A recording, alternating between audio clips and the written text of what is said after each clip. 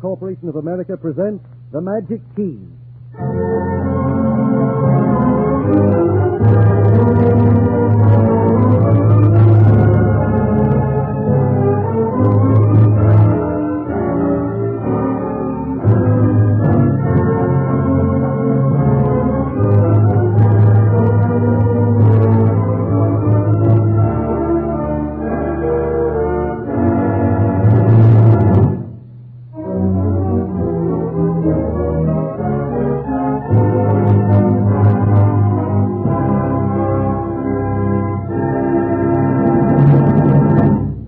Magic Key turns, and the members of the family of RCA join in presenting over the nationwide NBC Blue Network an hour of distinguished entertainment featuring Marian Anderson, celebrated American contralto, in a transoceanic broadcast from Prague, Czechoslovakia.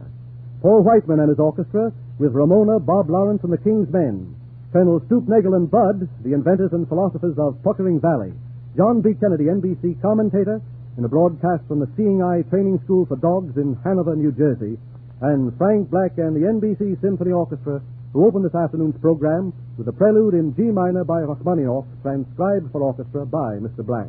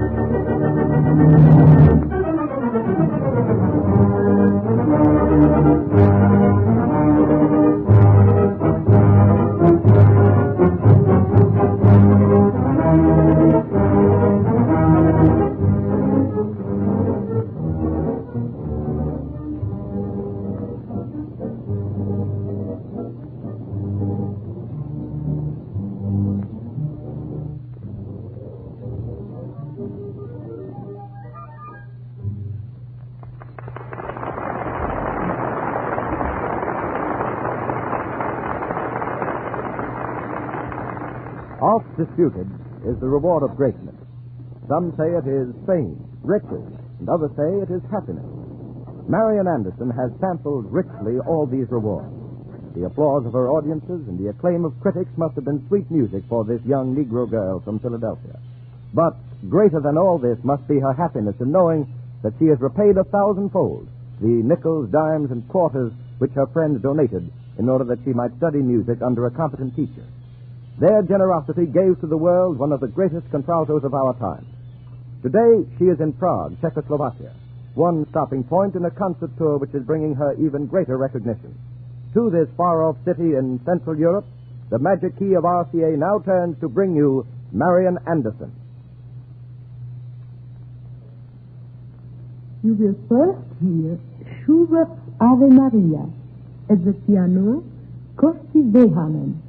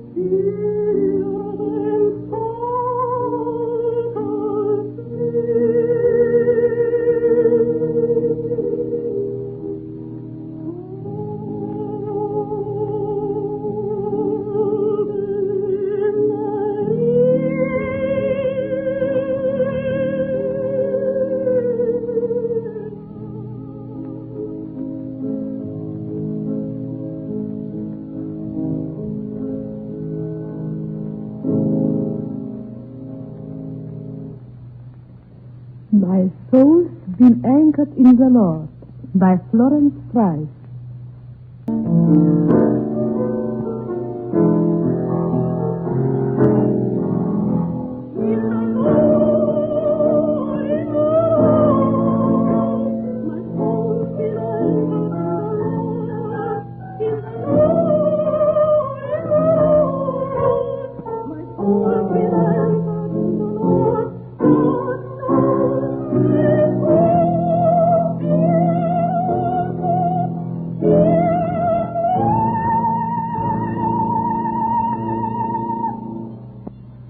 The magic key of RCA returns you to New York City.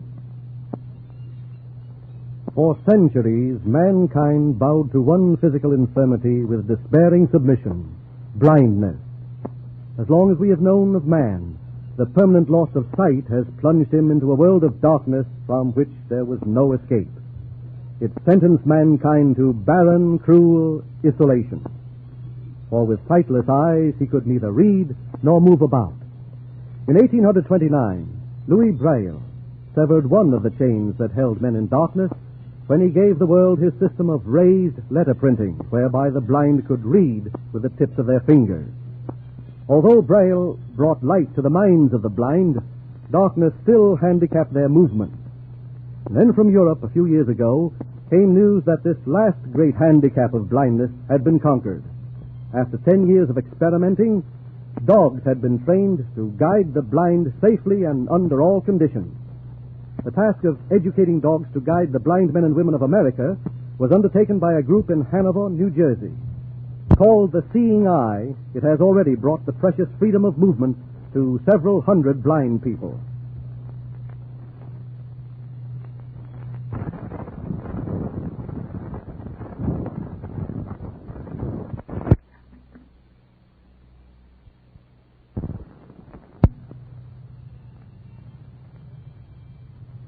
Today, NBC's commentator John B. Kennedy is at the headquarters of the Seeing Eye to tell us of this amazing philanthropic experiment.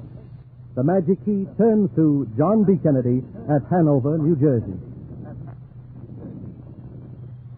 Good afternoon, all. Through the streets of Hanover today, I saw a dog walking with two men. One was a blind man. The other man was the trainer of both man and dog. Here is the headquarters of a war waged against darkness, a war waged by dogs. This is the Seeing Eye, a rambling rural home near Morristown, New Jersey, where men and dogs meet together in a partnership that saves the blind from the crushing burden of pity and renders them independent of their handicap. First, we'll step into the kennels, the quarantine kennels where the new dogs are placed on probation when they arrive at this haven of the Seeing Eye. These are the freshman dogs, just arrived at school for their period of training. They're bright, eager dogs of various breeds. Labradors, Chesapeake Bays, but principally German Shepherd dogs, which are invariably the most responsive to the intense thought in guiding the blind that these dogs receive at the Seeing Eye. In 1928, a young blind southerner named Maurice Franks brought from Switzerland the first formally trained dog guide to come to this country. The German government had educated thousands of these shepherd dogs as guides for blind war veterans, and the Swiss used them as border patrols in their customs service.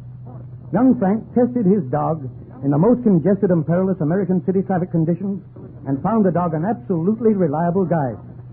So with the generous assistance of a Pennsylvania woman, Mrs. Harrison Eustace, the Seeing Eye was founded here in the rolling hills of Jersey. A quiet and competent staff of men and women receive, care for, and train both men and dogs for their intimate companionship. The dean of the trainers is Mr. Elliot S. Humphrey, a master of the psychology of both blind men and dogs. How many dogs have you graduated from the Seeing Eye, Mr. Humphrey? There are now about 250 of our dogs in service. And how many have you now in actual training here? Some 40 dogs, while a fresh class arrived last week. Those are the dogs that barked at you when you entered the kennel. Well, I hardly expected them to do anything else. We do expect better of them. We teach our dogs to be silent, so that they will not embarrass their masters whenever they go in private or public places. How long does it take to train a dog, Mr. Humphrey? About 3 months of intensive work at home and on the street. And how long does it take your bright young men around here to learn to be efficient trainers? About 4 years. Then the dogs actually learn quicker than the men? The dogs have much less to learn. They have only to be taught to serve one master. while the trainer must learn the peculiarities of the personalities of all kinds of blind men and dogs. Could you explain, Miss Humphrey, to the Magic Key audience, as you were so kind to explain to me, the system you follow in training both men and dogs? Gladly. Both the dogs and the men are kept under close observation for some days after they arrive here. We study their habits, their temperament.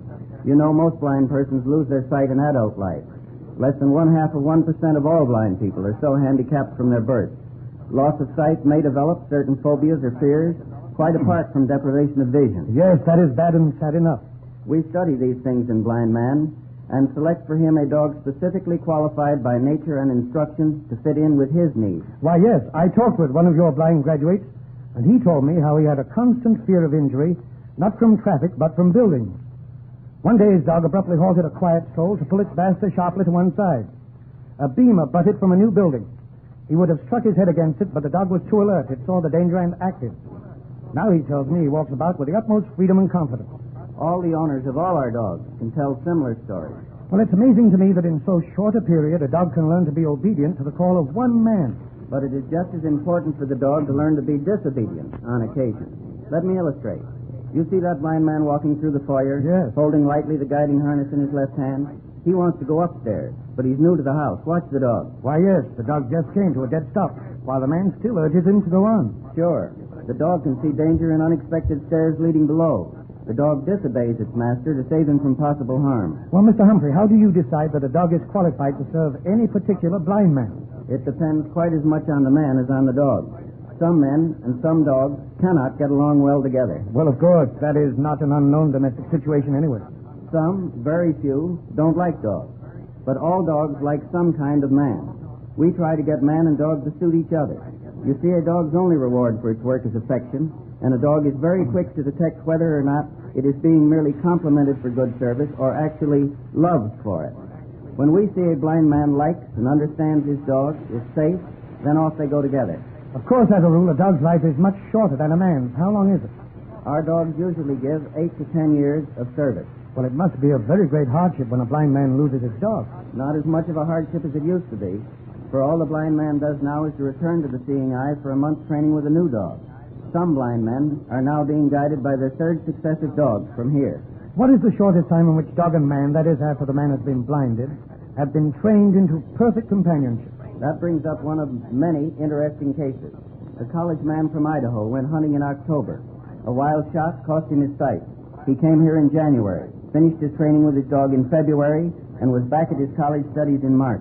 Why, Mr. Humphrey, look at that handsome gray shepherd dog. Oh, yes, and he's guiding a blind young woman. She is Mrs. Callender. She's going to give her dog, Deepsy, its daily dozen. They need brief daily exercises to keep their familiarity with signals keen. Please give Deepsy his daily dozen, Mrs. Callender. Deepsy, come. Deepsy, sit. Deepsy sitting. Girl. Deepsy down. Deepsy reposing. That's Deepsy, marvelous. sit. Now he sits up. Deepsy, sit.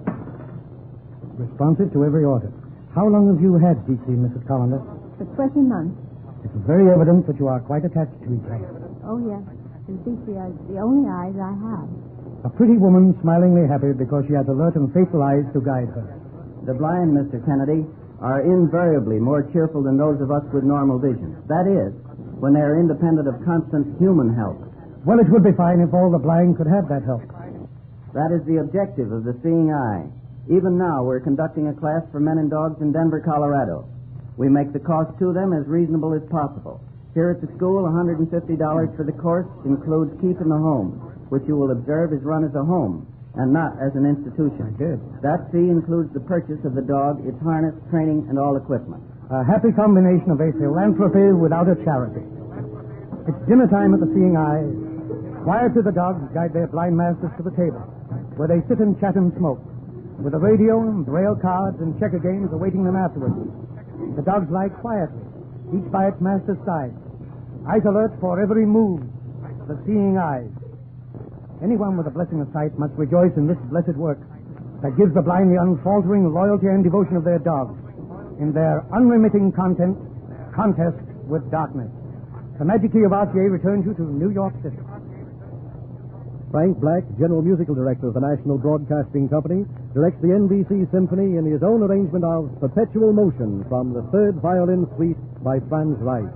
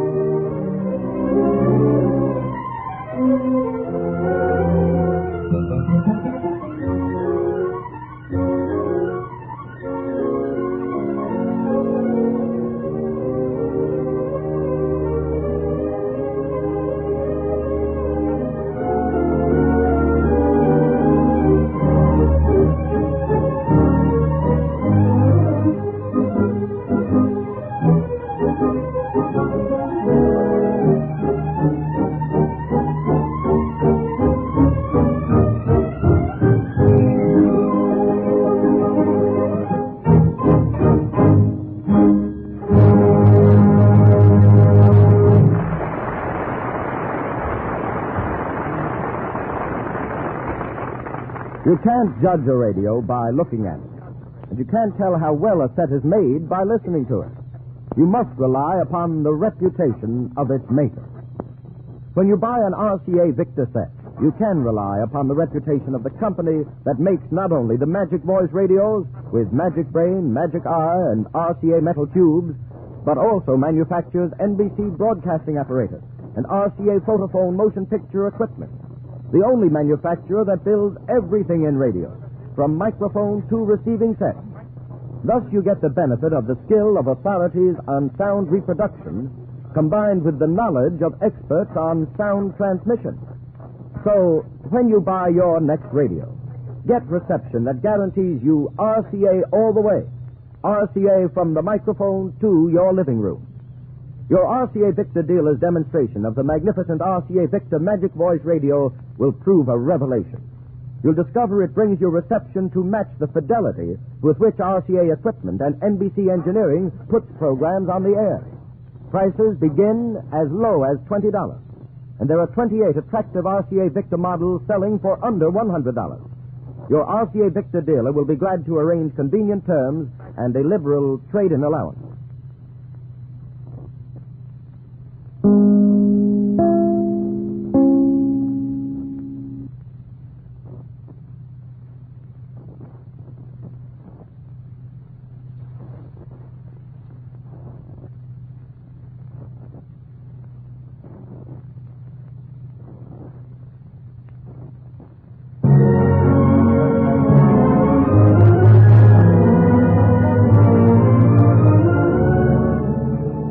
Magic Key, unlocking a world of entertainment, presented for your interest and pleasure by the members of the family of RCA, who, individually and collectively, offer you every service in radio.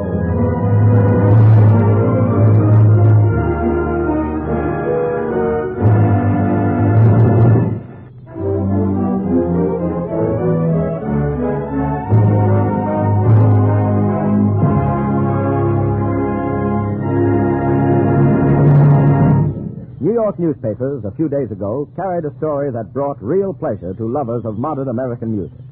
Paul Whiteman and his orchestra were back in town, back after 6 months' absence in Fort Worth, Texas, and the King of Jazz had announced his plans for another ambitious season of fine music. Plans that include a concert on December 1st in the New York Hippodrome, at which Mr. Whiteman will conduct the Philadelphia Orchestra together with his own organization in a program of modern American music. Whiteman, perhaps more than any other conductor, deserves credit for having interpreted to the people of the world the strange mood and tempo of Americans and American life.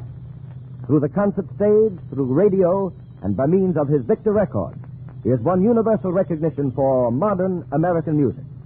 This afternoon, Mr. Whiteman and his boys and girls are here in person in the studio at Radio City. The Magic Key turns to Paul Whiteman.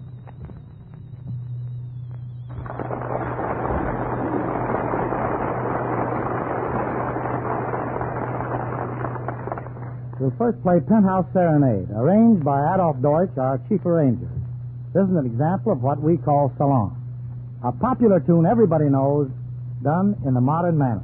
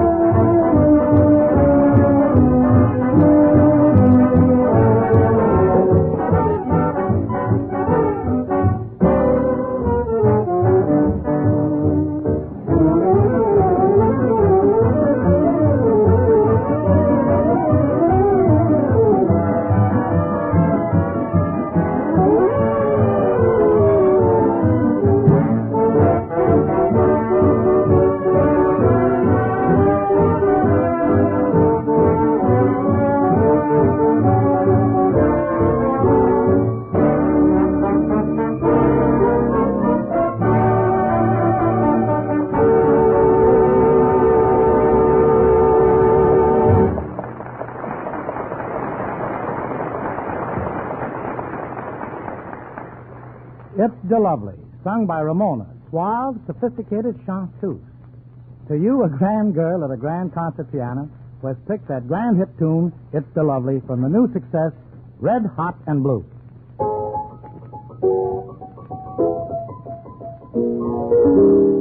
I feel a sudden urge to sing the kind of ditty that invokes the spring.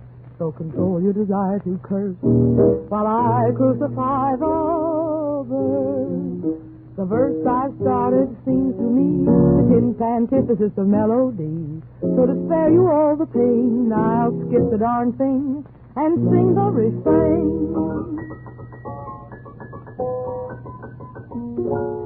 The night is long, skies are clear. If you want to go walking, dear, it's delightful, delicious, it's lovely. I understand the reason why you're sentimental, because so am I. It's delicious, delightful, lovely. You can tell at a glance what a swell night it is for romance. You can hear dear Mother Nature murmuring low, let yourself go, so please be sweet, my chickadee. When I kiss you, just say to me, it's delightful, delicious, delectable, it's delirious, it's dilemma, it's the limit, it's the look, it's the lovely.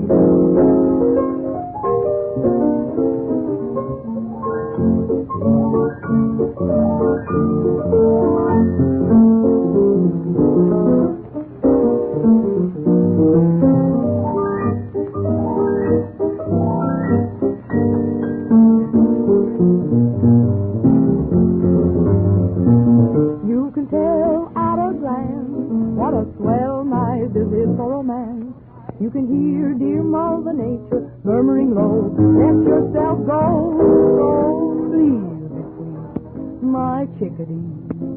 And when I kiss you, just say to me, it's delightful, delicious, delectable, delirious, it's dilemma, it's the limit, it's the look, it's the lovely.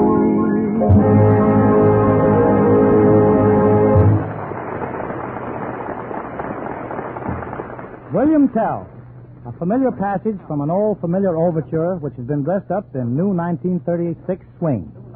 It was written by Andy Rath and Leon Berry with profound and, I hope, sincere apologies to Rossini.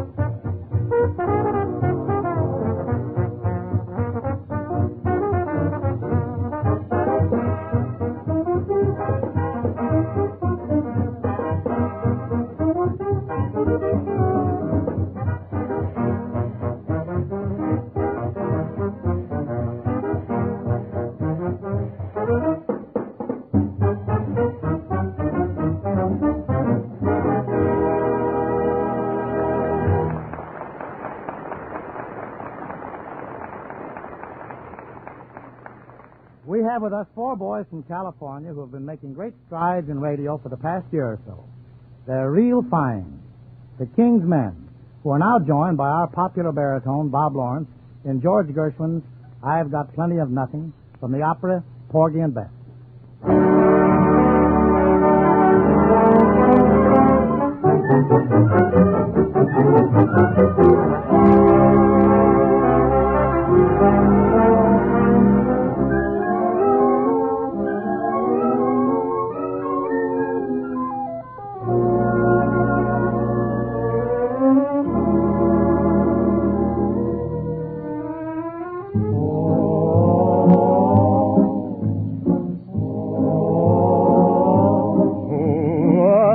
Plenty of nothing, and nothing's plenty for me.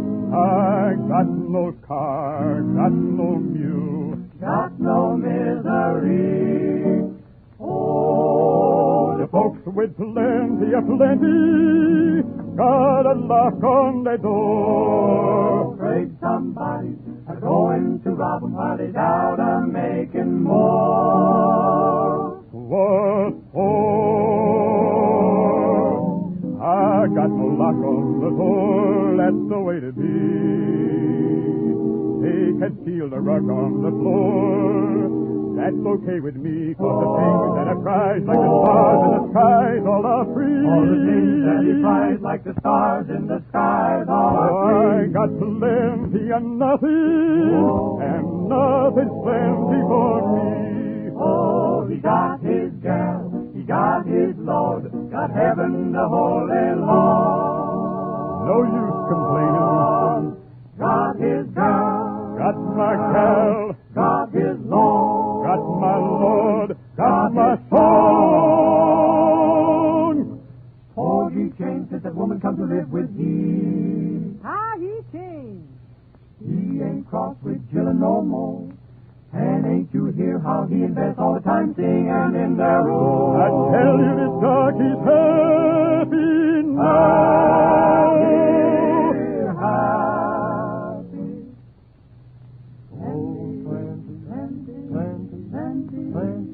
Oh, I got plenty of nothing, and nothing's plenty for me. Oh, he got his gal, he got his song, got heaven the whole day long. No use complaining. Got my gal, got his gal, got my Lord, got his Lord, got my soul.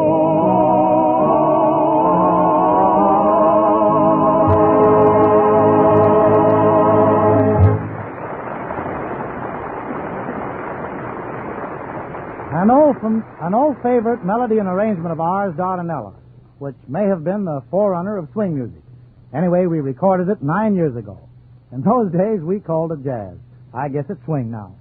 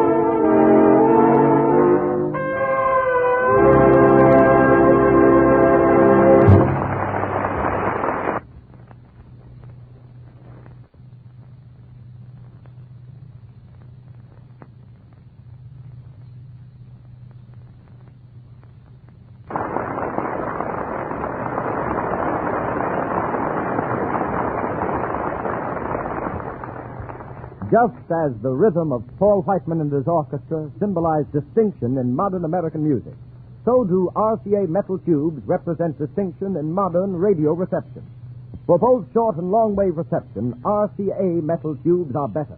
Insist that your next radio be equipped with them.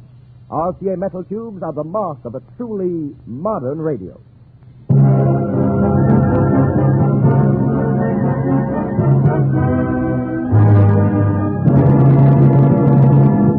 When Beethoven's Sixth Symphony was first given to it...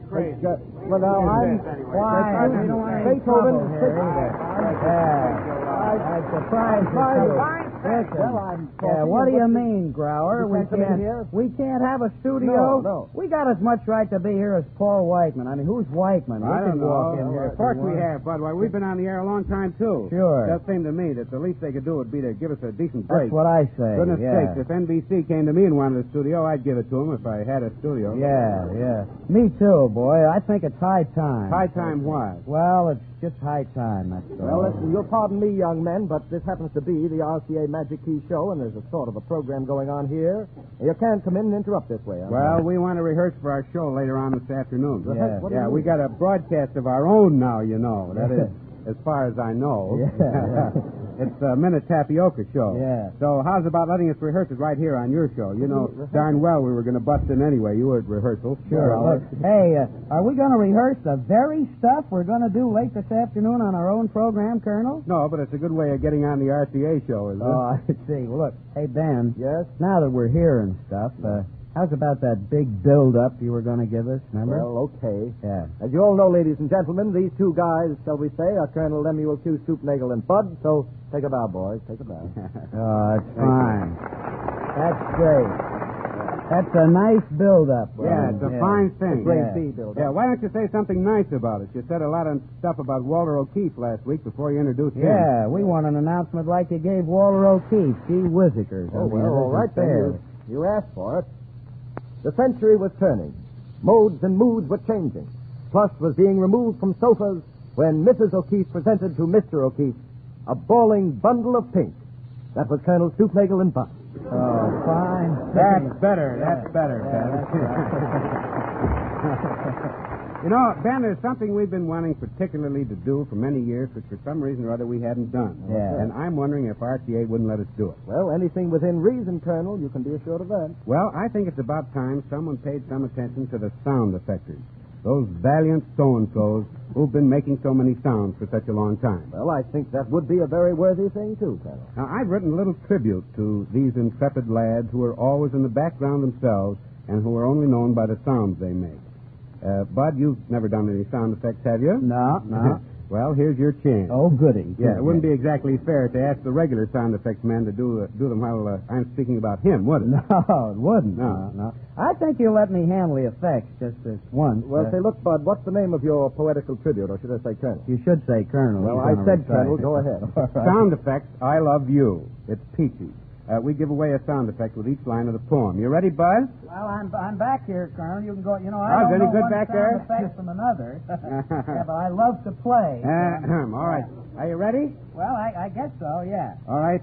Sound effects, I love you. Through the storm and strife of radio's most pioneering stuff, you have reigned supreme. No siren has lured you from your task. Nice work. Yeah. As the mother soothes the cry of a wailing babe, so have the winds of adversity been hushed by your genius. The shouting shell of controversy... I can't stop the bird. All right, go ahead. It isn't the first time you couldn't stop the bird.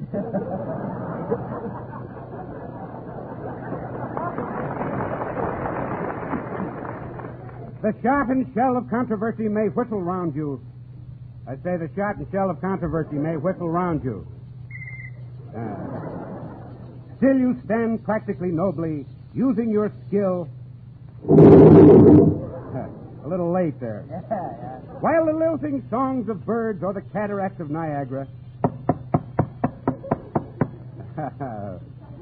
What is a gentle opening and closing of a door? A door. Oh, pardon me. There's a telegraph instrument there, isn't there? Oh, yeah. Thank you. Or the... I forgot, I haven't got to that yet. That's what I thought. Or the staccato call to all humanity from a ship at sea. Nice work. These things do you bring to us, each of its kind. The entire scale of sound, from the soft, the quiet, the light, to the heavy, the bombastic, the terrific. All are his violin strings. Or his violin strings. Violin strings. Huh? Violin strings. Oh, pardon me. Ah, thank you. All obey the ringing command of your voice. Company attention. Forward, march.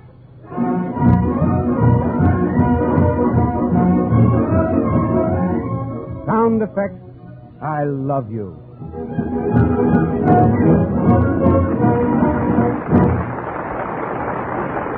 Well, boys, those sound effects were fine, Bud. Boy, it's fun. Can I come back? You can. Sometimes when we're not on the air. Say, boys, I've been listening rather regularly to your Sunday afternoon shows lately, you know. So you're the one. Yeah.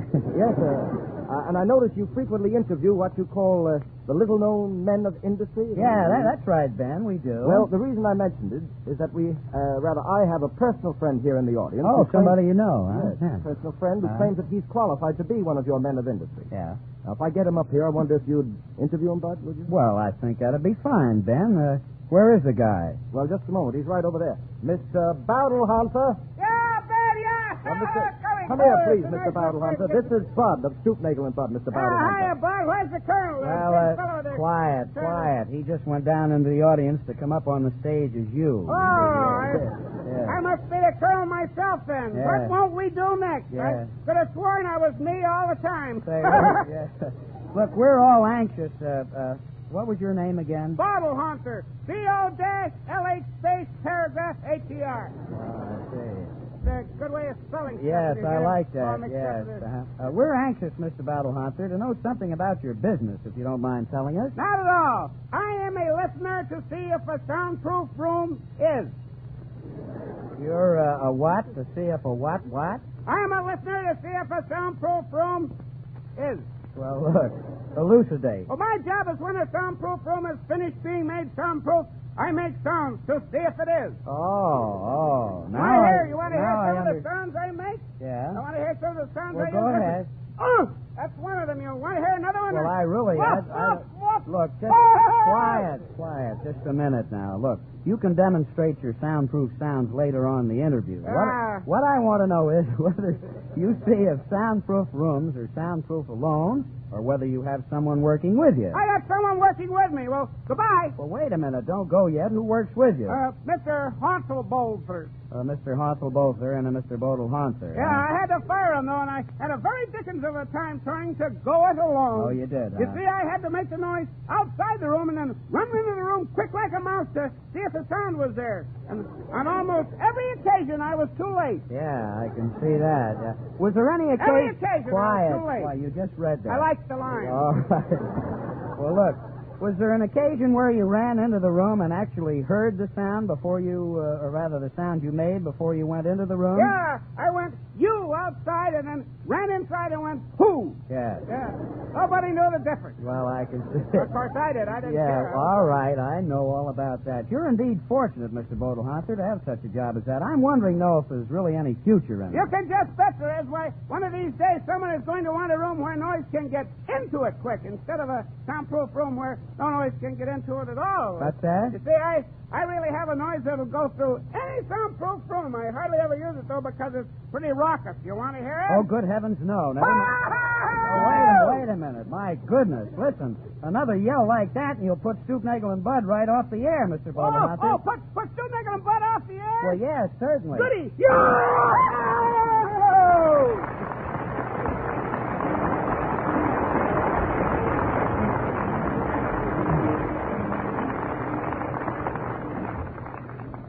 A retail sales investigator calling on a family in a suburban community near New York noticed a new 1937 RCA Victor radio in the living room. He asked the father of the family how he had happened to buy this particular make of set. This is what the man replied. I'm a businessman here in town. I don't know anything about radios, but I do know about the Radio Corporation of America, the family of RCA, as they call it on the radio.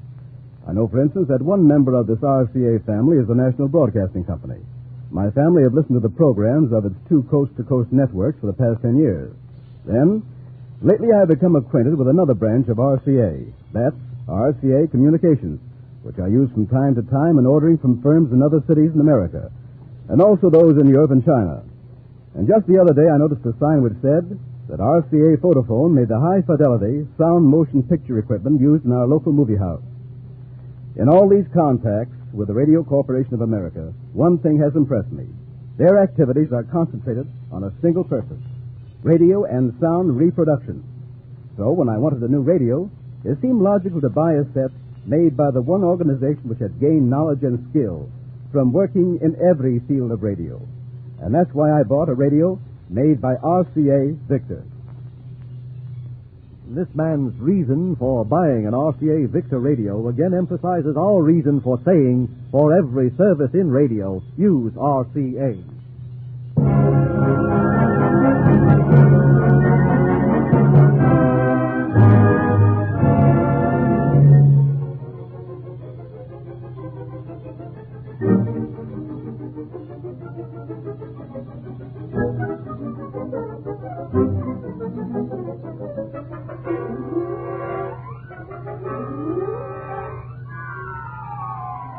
Next Sunday afternoon, the members of the family of RCA invite you to tune into the NBC Blue Network when the Magic Key will turn again to present another full hour of entertainment. An hour that will feature Morton Downey, popular singing star of radio, stage, and screen, the brilliant 15-year-old violinist, Ruggiero Ricci, the two distinguished pianists, Hannah Klein and Pauline Gilbert, an Argentinian dance orchestra conducted by Osvaldo Fresedo, and Frank Black and the NBC Symphony Orchestra.